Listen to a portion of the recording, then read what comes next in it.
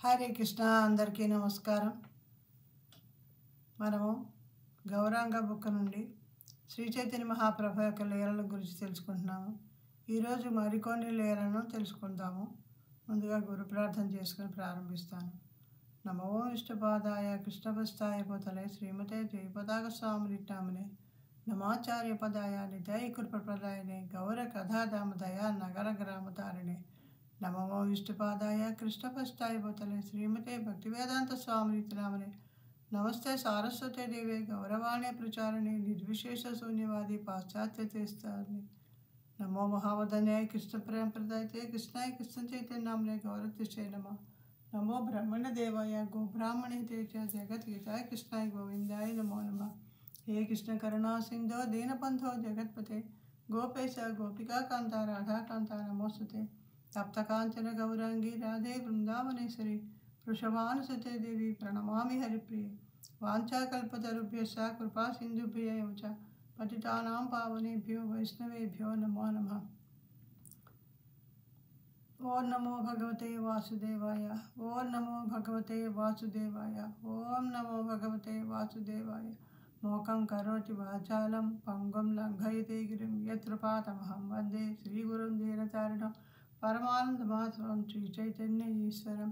జయ జయ శ్రీ చైతన్య జయ నిత్యానంద జయ అద్వైత చంద్ర జయ గౌరభక్తవృంద జయ జయ శ్రీ చైతన్య జయ నిత్యానంద జయ అద్వైత చంద్ర జయ గౌరభక్తవృంద జయ జయ శ్రీ చైతన్య జయ నిత్యానంద జయ అద్వైత చంద్ర జయ గౌరభక్తవృంద. మా శిక్షా గురువులందరికీ పేరు పేరు చెప్పిన పాదాభివందనాలు చేసుకుంటూ కథలోకి ప్రవేశిద్దాం. ఈ చైతన్య మహాప్రభు యొక్క దక్షిణ భారతదేశ యాత్ర. కొంతకాలం తర్వాత చైతన్య మహాప్రభు దక్షిణ భారతదేశ యాత్రకు వెళ్ళాలని నిర్ణయించుకున్నారు. భక్తులు ఆయన వెళ్ళడాన్ని ఇష్టపడలేదు, కానీ ఆయన ఏదో ఒక కారణం చెప్పి ఒప్పించారు. తన యొక్క సోదరుడి గురించి తెలుసుకోవడం కోసం వెళ్ళనున్నట్లుగా చెప్పారు. కానీ చైతన్య మహాప్రభువుకు తన సోదరుడు అప్పటికే ఆధ్యాత్మిక జగత్తుకు చేరుకున్నాడన్న విషయం తెలుసు. ఈ విధమైన కారణం చూపించినందువలనే చైతన్య మహాప్రభువును భక్తులు వెళ్ళనిచ్చారు.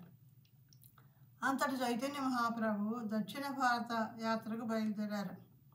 ఆయన పడమటి వైపున పైకి వచ్చారు. పండరీపురలో తన సోదరుడైన విశ్వరూపుడు దేహం విడిచిన చోటును కనుక్కున్నారు. ఆ తరువాత చైతన్య మహాప్రభు అక్కడి నుండి ద్వారకం చేరుకుని తిరిగి అక్కడ నుండి జగన్నాథపురి మరియు ఆంధ్రప్రదేశ్కు వచ్చారు. దాదాపుగా ఈ మార్గంలోనే చైతన్య మహాప్రభు దక్షిణ భారతదేశ యాత్రను చేశారు. చైతన్య మహాప్రభు దక్షిణ భారతదేశ యాత్రలో ఎంతో ప్రసిద్ధి పొందిన శివుడి తీర్థమైన శ్రీశైలానికి కూడా వెళ్ళారు. మార్గ మధ్యలో ఒక బ్రాహ్మణుడి ఇంట్లో బస చేశారు. ఈ బ్రాహ్మణుడు ఒక కలెక్టరు, అనగా ఒక ప్రభుత్వ పన్ను సేకరణ వ్యక్తో లేక స్టాంపుల కలెక్టరో లేక నాణ్యమును సేకరించే వ్యక్తో కాదు. ఇతను విష్ణుమూర్తిని కీర్తించే ఎన్నో శ్లోకాలను అనేక శాస్త్రాల నుండి సేకరించేవారు. అవి అన్నీ కూడా విష్ణుమూర్తిని కీర్తించేవిగా ఉండేవి. మురుగని యొక్క పవిత్ర పురాణమైన స్కంద పురాణంలో ఒక శ్లోకం ఉండేది. అందులో 2 అక్షరములు ప్రతి ఒక్కరూ కూడా జపం చేయవలసిందే. అవి ఏమనగా హరి. ఈ 2 అక్షరములు జపించినట్లయితే హరి అనగా అర్థము దొంగిలించడం. ఆ దేవదేవుడైన హరి మీ వద్ద నుండి మీ యొక్క దుఃఖాలను, దురదృష్టాలని, అన్ని చెడ్డ కలలను మరియు మీ యొక్క హృదయంలో ఉన్నటువంటి అన్ని రకాల మలినాలను దొంగిలిస్తాడు. ఈ బ్రాహ్మణుడు ప్రత్యేకంగా రాముడికి అంకితమై ఉండేవాడు. అతను చైతన్య మహాప్రభుని సేవించే సమయంలో కూడా రామనామం జపిస్తూనే ఉన్నారు. అతను మీకు ప్రసాదం కావాలా, రామ రామ రామ అనేవారు. అందువల్ల చైతన్య మహాప్రభు నీవు కృష్ణుని యొక్క నామం ఎందుకు జపించటం లేదు అని అడిగారు. అంతటా ఆ బ్రాహ్మణుడు నిజానికి శివపురాణము పద్మపురాణంలో కృష్ణుని నామమే సర్వోత్తమని చెప్పబడింది. అందులో శివుడు రామనామము విష్ణునామం కంటే 1000 రెట్లు శక్తివంతమైనదని తెలిపాడు. మరియు అదే పురాణంలో శివుడు ఒకసారి కృష్ణుని నామం జపించినట్లయితే అది 3000 విష్ణునామాలతో సమానమని పార్వతీదేవితో తెలిపాడు. అందువల్ల కృష్ణుని నామం శక్తివంతమైందని నాకు తెలుసు. కానీ నేను రామునితో ఎంతో అనుబంధాన్ని కలిగి ఉన్నాను. రాముడే నా ఇష్టదైవము, అతనే నా ఆరాధ్య దైవము. అందువల్ల నేను రామనామాన్ని మాత్రమే జపించగలను అని విన్నవించుకున్నారు. మహాప్రభు ఇతర పుణ్యక్షేత్రాలను దర్శించుకుని కొన్ని రోజుల తర్వాత వచ్చి అదే బ్రాహ్మణుడింట్లో బస చేశారు. ఈసారి మహాప్రభు ఆ బ్రాహ్మణుడిని చూసినప్పుడు హరే కృష్ణ కృష్ణ కృష్ణ హరే హరే, హరే రామ రామ రామ హరే హరే అంటూ జపించడం విన్న మహాప్రభు ఆశ్చర్యం చెంది, ఇంతకు మునుపు నువ్వు కేవలం రామ అని మాత్రమే జపించేవాడు, కానీ ఇప్పుడు కృష్ణనామాన్ని కూడా ఇందువల్ల జపిస్తున్నావు అని అడిగారు. అంతా బ్రాహ్మణుడు మహాప్రభు యొక్క పాదపద్మాలపై పడి, నాకు తెలియదు, కానీ మీరు కృష్ణుడై ఉంటారు. రామభక్తిలో ఎంతో దృఢ నిశ్చయంతో ఉన్న నన్ను ఎవ్వరూ మార్చలేకపోయారు. కానీ ఇప్పుడు మీ యొక్క సాంగత్యం వల్ల అకస్మాత్తుగా నాలోని కృష్ణ ప్రేమ జాగృతమైంది. దయచేసి మీరు ఎవరు అన్నది నాకు తెలియజేయండి, మీరు ఆ కృష్ణుడే అయి ఉంటారు అని సమాధానం ఇచ్చాడు. ఈ విధంగా చైతన్య మహాప్రభు యొక్క సాంగత్యం వల్ల ఆ బ్రాహ్మణుల్లో కృష్ణ ప్రేమ జాగృతమైంది. తర్వాత లీల చైతన్య మహాప్రభు మరియు రామానందరాయ కలుసుకుంటారు. రామానందరాయ చైతన్య మహాప్రభువుని కలుసుకున్నప్పుడు, నన్ను అనుసరిస్తూ వచ్చిన వారు బ్రాహ్మణులతో కూడి 1000 మంది ఉన్నారు. వారు కేవలము మిమ్మల్ని చూసిన వెంటనే వారి హృదయాలు ద్రవించాయి. ప్రతి వారు కృష్ణుని యొక్క పవిత్ర నామాన్ని కృష్ణ కృష్ణ కృష్ణ అంటూ వారు జపించడం నేను వినగలుగుతున్నాను. వారి రోమాలు నిక్కబడుచుకున్నాయి మరియు వారి కన్నుల నుండి కన్నీరు ప్రవహించాయి మరియు వారు పూర్తిగా పారవశ్యం చెందారు అని అన్నారు. రామానందరాయ చైతన్య మహాప్రభువును ఎంతగానో కొనియాడారు. చైతన్య మహాప్రభువును చూసిన వెంటనే వారి హృదయాలు ధరించాయని, వారి రోమాలు నిక్కబడుచుకున్నాయని మరియు వారి కన్నుల నుండి కన్నీరు ప్రవహించాయని మరియు వారు పూర్తి పారవశ్యం చెందారని అన్నారు. మీ యొక్క విశిష్టమైన హావభావాలు మరియు ప్రవర్తన ద్వారా హరే కృష్ణ మహామంత్రనామం జపం చేయుటకు వారిని మీరు ఉత్తేజపరిచారు మరియు మీరు ప్రతి వారి పట్ల ఎంతో దయను చూపారు. మీరు దేవాది దేవుడై ఉండాలి అని రామానందరాయలు చైతన్య మహాప్రభుతో పలికారు. ఇది చాలా కుతూహలం కలిగించే విషయం. ఈ భౌతిక ప్రపంచంలో గృహమేధి యొక్క చైతన్యం ఏ విధంగా ఉంటుందో మనకు తెలుసు. వారు ఇతరుల పట్ల ఎల్లప్పుడూ అసూయని కలిగి ఉంటారు మరియు వారికి ఉన్నదానికంటే ఎక్కువ కావాలని, ఇతరుల వద్ద ఉన్నది కూడా తనకే కావాలని అనుకుంటారు. ఎవరి వద్దైనా తనకంటే ఎక్కువ ఉంటే వారి పట్ల అసూయ చెందుతారు. ఈ అసూయ అనేది అంతటా వ్యాపించింది. అందువలన ప్రజలు అందరినీ సమానంగా చూడలేరు. కొంతమందిని స్నేహితులుగా చూస్తారు, మరికొంతమందిని ఇష్టపడక శత్రువులుగా పరిగణిస్తారు. ఈ మిత్రత్వము మరియు శత్రుత్వం అనే గుణము ఈ భౌతిక ప్రపంచమంతా వ్యాపించి ఉంది. ఈ విధంగా చైతన్య మహాప్రభువుకు ఎన్నో పొగడ్తలు లభించినప్పుడు దానికి ఆయన ఏ విధంగా స్పందించారు అన్నది ఇక్కడ గమనించాల్సిన విషయం. ఆయన రామానందరాయలతో, అయ్యా, భక్తులందరిలోనూ మీరు ఉన్నతమైన భక్తులు, అందువలన మిమ్మల్ని చూసిన వెంటనే వారందరి హృదయాలు ద్రవించాయి అన్నాడు. నన్ను చూసి కాదు, మిమ్మల్ని చూసి ద్రవించాయని ఈ మహాప్రభు చెప్తున్నారు. ఇదంతా నా కారణంగా కాదు, నీవు సర్వోత్తమ భక్తుడివి కావున నిన్ను చూసిన వెంటనే అందరి హృదయాలు కరిగిపోతాయి. నేను అభక్తుడను మరియు మాయావాది సన్యాసిని అయినప్పటికీ కేవలం నిన్ను తాకటం వల్ల నేను కృష్ణ ప్రేమ అనే సముద్రంలో తేలియాడుతున్నాను. ఇది మరి ఒకరి గురించి ఏం చెప్పగలను అని చైతన్య మహాప్రభు సమాధానం ఇచ్చారు. చైతన్య మహాప్రభు అందరికన్నా పతితుడైన, ఎటువంటి కృష్ణ ప్రేమ లేక రాయిలా మారిన హృదయం కలిగినటువంటి తుచ్చమైన మాయావాది సన్యాసితో తనను తాను పోల్చుకున్నారు. మహాప్రభు, నేను నిన్ను తాకిన వెంటనే ప్రేమానుభూతి చెందాను. కృష్ణ ప్రేమ యొక్క పారవశ్యంలో నేను తేలియాడుతున్నాను. మిగిలిన వారి గురించి ఏం చెప్పగలం? నిన్ను చూసిన వెంటనే వారిలో సహజంగానే పారవశ్యానుభూతి కలుగుతోంది. రాయి వంటి నా గుండెలో మార్పు కలుగుతుందని భావించి సార్వభౌమ భట్టాచార్య నిన్ను కలవమని చెప్పారు అని పలికారు. ఈ విధంగా మహాప్రభు పొగడ్తలను తాను స్వీకరించకుండా దారిని తిరిగి త్రిప్పి రామానందరాయ వైపు మళ్లించారు. ఇదంతా నీ యొక్క మహిమ. నీవు సర్వోత్తమ భక్తుడు కావటం వల్ల నీ సద్గుణాలన్నీ కూడా అందరినీ పారవశ్యభరితం చేశాయి అని మహాప్రభువు చెప్పారు. భక్తులు ఇతర భక్తులను కీర్తించడం వల్ల ఎంతో ఆనందాన్ని పొందుతారు. వారు కీర్తించినా లేక ఆరాధించినా వారు ఏదో ఒక రకమైన ఇబ్బందిని మరియు అసౌకర్యాన్ని మరియు బరువు బాధ్యతను గురవుతారు. కానీ వారు మరొకరిని కీర్తించినప్పుడు పరమానందాన్ని చవిచూస్తారు. భక్తులు అంటే ఎలా ఉంటారంటే వాళ్ళని పొగిడితే వాళ్ళకి ఇబ్బందిగా అనిపిస్తుంది, ఇంకా వేరే భక్తులను పొగిడితే మాత్రం వీళ్ళు చాలా సంతోషిస్తారు అని చెప్తున్నారు. ఇచ్చట మనం వైష్ణవ ఆచార వ్యవహారాలను చూడవచ్చు. భగవంతుడు ఒక భక్తుడి వలె నటిస్తూ ఒక సర్వోత్తమ భక్తుడు ఎలా ఉంటాడు అనేది మనకు చూపిస్తున్నారు. ఇది మనకు అర్థం కావడం కోసం, భక్తుడు ఎలా ఉండాలి అనేది మనకు తెలియడం కోసం ఆయన స్వయంగా భగవంతుడు అయినప్పటికీ ఒక భక్తుడిలాగా వచ్చి మనకి భక్తుడు ఎలా మెసులుకోవాలో మనకి తెలియజేయడానికి ఇదంతా ఆయన చేశారు. సాధారణంగా మనకి ఏదైనా పొగడ్త లభించినప్పుడు, ఏదైనా పురస్కారాన్ని దక్కించుకున్నప్పుడు, ఏదైనా మారథాన్ను గెలిచినప్పుడు, మారథాన్ అనగా 26 మైళ్ళ పైగా పరుగు పందెం, లేక ఏదైనా మంచి భక్తియుత సేవ చేసినప్పుడు మన మనస్సు గర్వం చెంది నేను ఇది సాధించాను కావున నేను గొప్పవాడిని అని అనుకుంటూ ఉంటాం. నేను కర్తను అని గర్వం చెందడం వల్ల మనకు ఆనందం లభిస్తుంది. కానీ నిజానికి మనం నిమిత్త మాత్రులము లేదా పనిముట్టు వంటి వాళ్ళం అని తెలుసుకోవాలి.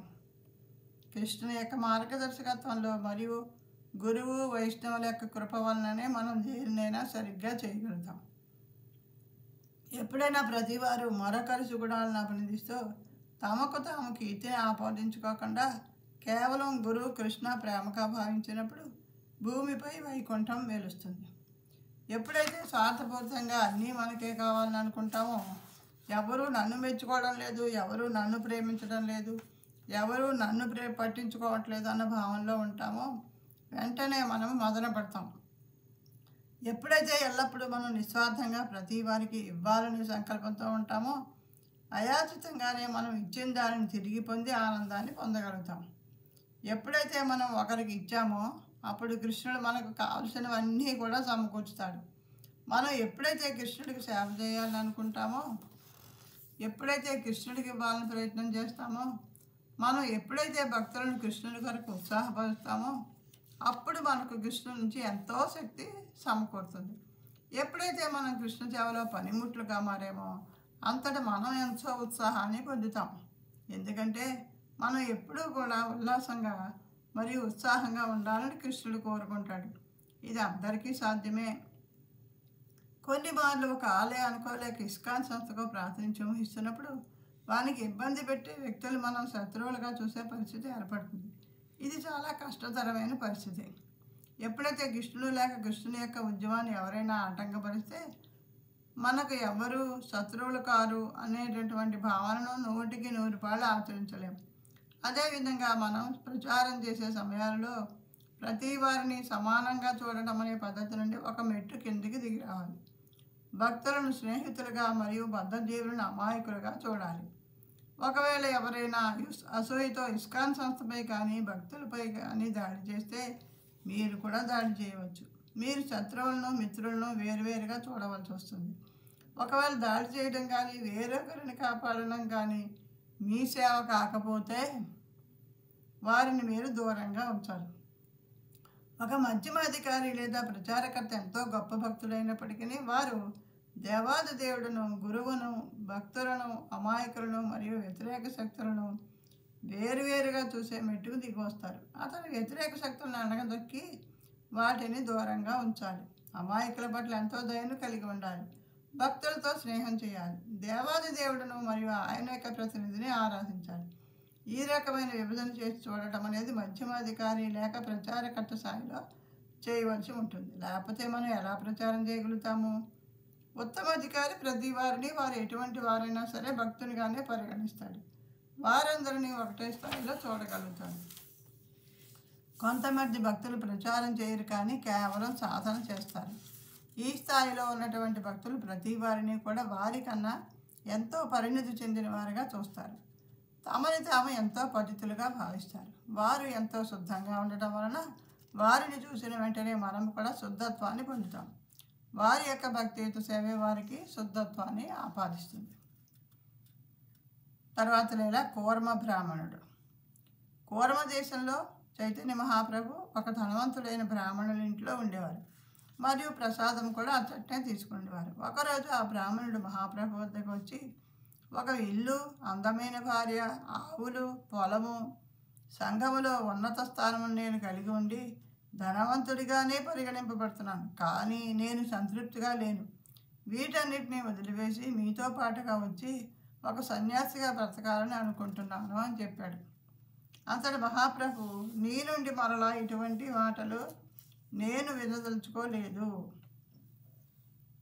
మర్కట వైరాగ్యాన్ని లేదా కోతి వైరాగ్యాన్ని ప్రదర్శించకు.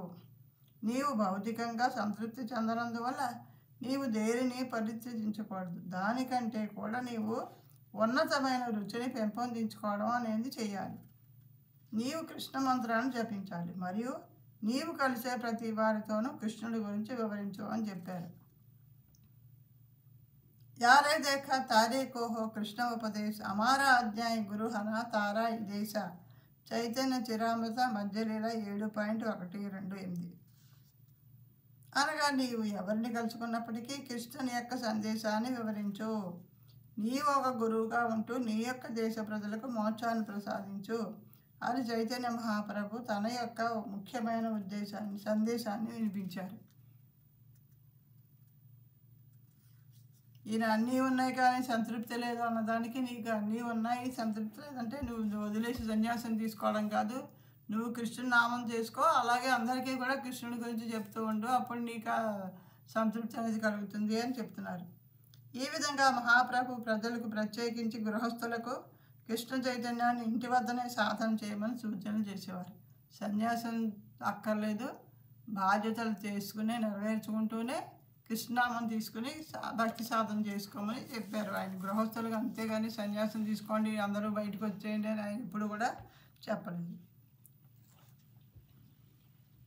అయినప్పటికీ కొన్ని మార్లు యుక్త వయసు వారికి మరియు బ్రహ్మచారులను వారి వారి పరిస్థితులను బట్టి సన్యాసము లేదా బ్రహ్మచర్యంలో కొనసాగడానికి అనుమతించేవారు. కానీ ఇది ఎంతో తక్కువగా అయినా కొంతమందికి మాత్రం అనుమతి ఇచ్చేవారు.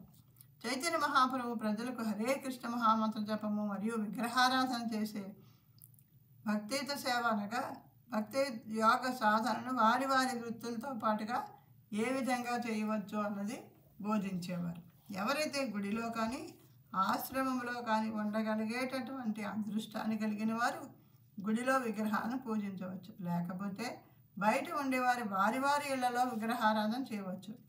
వారు గుడికి దగ్గరలో ఉన్నట్లయితే కనుక గుడిలోని విగ్రహాలను పూజించవచ్చు. అక్కడి పండుగలకు వారు హాజరు కావచ్చు మరియు సన్యాసులతో సాంగత్యాన్ని పొందవచ్చు. వాస్తవంగా ప్రతి వారికి సాధన ఎలా సాధ్యపడుతుంది అనేది చైతన్య మహాప్రభు చూపించారు.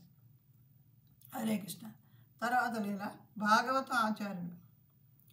చైతన్య మహాప్రభు యాత్రలు చేస్తున్నప్పుడు వారాహదేవుని పేరు మీదుగా ఉంటున్న ప్రదేశమైన వరాహనగర అనే ప్రదేశంలోకి వచ్చారు. అక్కడికి చేరుకున్న మహాప్రభు భాగవతంపై ప్రసంగిస్తున్న ఒక పండితుడిని చూశారు.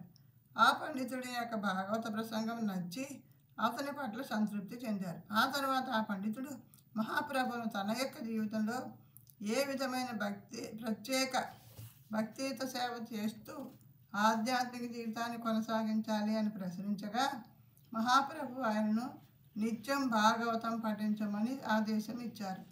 ఆ తర్వాత ఆయన భాగవత ఆచార్యగా తెలియబడ్డారు. తదుపరి ప్రతిరోజు 18 నుండి 24 గంటల పాటు భాగవతంపై ప్రసంగాన్ని నిరంతర యజ్ఞంగా కొనసాగించడమే ఆయన రోజువారీ సాధనగా మారింది. వాస్తవానికి ఆయన ప్రతిరోజు నిరంతరంగా ప్రసంగిస్తూనే ఉండేవారు. మహాప్రభు ఆయనకు ప్రత్యేకించి ఇచ్చిన ఆదేశం అదే. మహాప్రభువుకు భాగవతం అంతా కంఠస్థం వచ్చినందువల్ల ఆయన కొంత భాగాన్ని స్వయంగా వ్రాసి భాగవతం ఆచార్యకి ఇచ్చారని, ఆ వ్రాత ప్రతులు వారి దగ్గర ఉన్నాయని ఆ గుడి భక్తులు పేర్కొంటున్నారు. ఈ విషయాన్ని ధృవీకరించడం కష్టం, కానీ భాగవత ఆచార్యుల యొక్క ఆశ్రమం ఇప్పటికి కూడా ఉంది.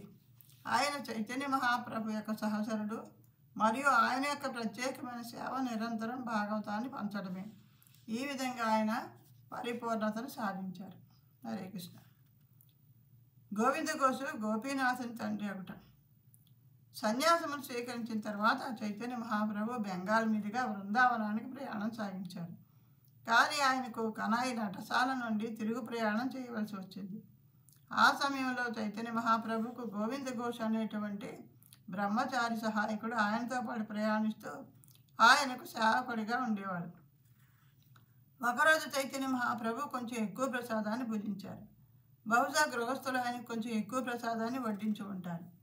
అందువల్ల ఆయన, నాకు అజీర్తిగా ఉంది, కావున కొద్దిగా హరితకి తెచ్చిపెట్టు అని గోవింద ఘోష్ను అడిగాడు. హరితకి అనేది అరుగుదలకు వాడే ప్రత్యేకమైన ఔషధి మొక్క. కావున గోవింద ఘోష్ గ్రామానికి వెళ్ళి హరితకి గురించి అర్థించారు. తిరిగి వచ్చి చైతన్య మహాప్రభువుకు అందించారు. ఆ మరుసటి రోజు వారు అగ్రదీపంలో ఉన్న సమయాన మరలా చైతన్య మహాప్రభు ఆయనను హరితకి తెచ్చేవమని అడిగారు. ఈసారి గోవింద ఘోష్ కొన్ని క్షణాల్లోనే తిరిగి వచ్చారు. అది చూసి చైతన్య మహాప్రభు ఈ విధంగా అడిగారు, నేను నీకు హరితకి తీసుకురావడానికి 20 నిమిషాలు పట్టింది, కానీ ఈరోజు కొద్ది క్షణాలు మాత్రమే పట్టింది. ఇది ఎలా సాధ్యం అని అడిగారు. అంతటి గోవింద ఘోష్, మీకు కొద్దిపాటి అజీర్తి తరచుగా కలుగుతోంది, కావున నేను అత్యవసర పరిస్థితులకై కొన్ని హరితకీలు దాచి ఉంచాను అని సమాధానం ఇచ్చారు. అంతటి చైతన్య మహాప్రభు, ఇది కూడబెట్టే మనస్తత్వం. అత్యవసర పరిస్థితులకై దాచి ఉంచడం అనేది గృహస్థుల భావం. మనం అన్నిటినీ పరిత్యజించిన వారము. మనం కేవలము కృష్ణునిపై ఆధారపడాలి. నీకు ఇటువంటి కూడబెట్టుకునే మనస్తత్వం ఉంది కనుక నీవు బ్రహ్మచారిగా తగవు, నీవు పెళ్లి చేసుకోవాలి అని చెప్పారు. గోవింద ఘోష్ నిర్ఘాంతపోయాడు. కేవలము తను 2 హరితకీలు దాచి ఉంచినందువల్లే పెళ్లి చేసుకోవాలా? అతనికి పెళ్లి చేసుకోవాలన్న ఆలోచనే లేదు. కానీ చైతన్య మహాప్రభు అకస్మాత్తుగా 2 హరితకీలు దాచినందుకే అతనిని పెళ్లి చేసుకోవాల్సిందిగా ఆజ్ఞాపించారు. సన్యాసులు ఎప్పుడూ కూడా ఆ రోజు అప్పటికప్పుడు వాళ్ళకి కావాల్సింది తీసుకోవాలి తప్ప రేపటికి ఇంకా ముందు రోజులకి అంటూ దాచి ఉంచుకోకూడదు అన్నది ఆయన ఖచ్చితంగా అక్కడ ఆయనకి తెలియజేస్తున్నారు. అలా ఆయన చేయలేదు కాబట్టి, ఆయన చేసింది మహాప్రభుకి ఆరోగ్యం కోసమే అయినప్పటికీ కూడా నీకు ఇలా దాచిపెట్టే మనస్తత్వం ఉంది కాబట్టి నువ్వు బ్రహ్మచారిగా పనికిరావు, పెళ్లి చేసుకోవాలని ఆజ్ఞాపించారు. ఏది ఏమైనా కానీ అది గురువు యొక్క ఆజ్ఞ. కావున గోవింద ఘోష్ అగ్రదీపంలో ఉండి పెళ్లి చేసుకున్నాడు. మరియు గోపీనాథుని విగ్రహాన్ని ప్రతిష్ఠించాడు. కొంతకాలానికి అతనికి పుత్రుడు కలిగాడు. అతను కూడా గోపీనాథుని విగ్రహాన్ని ఆరాధించేవారు. గ్రామవాసులందరూ దర్శనానికే వచ్చేవారు. ఈ విధంగా ఆయన కృష్ణ చైతన్యాన్ని ప్రచారం చేసేవారు. కానీ అతని భార్య చనిపోవడంతో కొడుకుతో సహా అతను ఒంటరివాడయ్యాడు. ఆ తర్వాత అతని కొడుకు కూడా చనిపోవడం జరిగింది. గోవింద ఘోష్ కలత చెంది, చైతన్య మహాప్రభు నన్ను ఎందుకు వివాహం చేసుకోమన్నారు? మొదట నా భార్య పరమపదించింది, ఆ తర్వాత నా కొడుకు మరణించాడు. ఈ విధంగా ఎందుకు జరుగుతోంది అని ఆలోచించడం ప్రారంభించాడు. ఆయన ఆ పరిస్థితుల వలన ఎంతగానో కలత చెందాడు. మరియు విగ్రహారాధనకు కూడా ఆటంకం జరిగింది. సమయానికి నైవేద్యం సమర్పించడం జరగట్లేదు. ఇతరత్ర ఏమీ సేవలు కూడా జరగటం లేదు. అందువల్ల గోపీనాథుడు, ఎందువల్ల నీవు నాకు నైవేద్యాన్ని సరిగ్గా సమర్పించడం లేదు అని ఫిర్యాదు చేశాడు. బాగుంది, చైతన్య మహాప్రభు నన్ను గృహస్థుగా ఉండమన్నారు. ఆయన ఆదేశించిన రీతిగానే అంతా చేశాను. నాకు ఒక భార్య బిడ్డ లభించారు, కానీ వారిద్దరూ కూడా మరణించారు. ఎందువల్ల నేను ఈ పరిస్థితులన్నింటినీ ఎదుర్కోవాల్సి వచ్చింది? ఇప్పుడు నాకు పుత్రుడు కూడా లేడు అని గోవింద ఘోష్ చెప్పగా, గోపీనాథుడు, సరే ఇక నుండి నేనే నీ కుమారుడను అని చెప్పాడు. తిరిగి గోవింద ఘోష్, అవును నీవు నాకు పుత్రుడివే, కానీ చైతన్య మహాప్రభు నన్ను గృహస్థుగా ఉండమన్నారు. సర్వసంగ పరిత్యాగా జీవించడానికి నేను అర్హుడను కాను అని ఆయన చెప్పారు. నేను దేహం విడిచి వెళ్ళిన తర్వాత నా కుమారుడు నాకు పిండ ప్రదానం చేస్తాడని ఆశించాను. కానీ నీవు అటువంటి కొడుకు కావు, నీవు నాకు శ్రద్ధా కార్యక్రమం చేయలేవు కదా అని అనగా, అంతటి గోపీనాథుడు, సరే నేను నీకు శ్రద్ధాకార్యం చేస్తాను, మరి నీవు నాకు సరైన సమయంలో నైవేద్యము మరియు ఇతరములైన సేవలను చేస్తావా అని ప్రశ్నించగా, అంతటి గోవింద ఘోష్, ఖచ్చితంగా అలాగే చేస్తాను, గ్రామ పెద్దలను తీసుకొద్దాము, వారు దీనికి సాక్షులుగా ఉంటారు అని అన్నాడు. అంతటా గోపీనాథ విగ్రహం ఆ గ్రామ పెద్దలందరి ఎదుట, నేను గోపీనాథుడను, నేను గోవింద ఘోష్ను తండ్రిగా అంగీకరిస్తున్నాను, మరియు నేను అతని బిడ్డను. ఇతను మరణించిన రోజు వార్షికం రోజున నన్ను అతడికి తీసుకువెళ్తే ప్రతి సంవత్సరము నేను అతనికి శ్రద్ధాకార్యము నిర్వహిస్తాను అని ప్రమాణం చేయడం జరిగింది. హరిబోల్ హరిబోల్ హరిబోల్. చూడండి, ఆయన గోపీనాథుడు విగ్రహంలో ఉండి కూడా ఆయనకి గ్రామ ప్రజలు అందరూ ఎదురుకుండా ఆయన మాట్లాడారు, నేను ఈయన తండ్రిగా స్వీకరిస్తున్నాను గోవింద్ ఘోష్ని. ఈయన చనిపోతే ఈయన కార్యక్రమాలన్నీ నేనే చేస్తాను. ప్రతి సంవత్సరం కూడా ఆ కార్యక్రమం నేను చేస్తాను, నన్ను మీరు అక్కడికి తీసుకెళ్తే అని ఆయన హామీ ఇచ్చారు. ఆ గ్రామ పెద్దలందరూ విగ్రహం మాట్లాడడం విని ఆశ్చర్యపోయారు. కానీ వారు గోపీనాథుడు చెప్పిన విషయాన్ని గ్రామ పుస్తకంలో నమోదు చేసి ఉంచారు.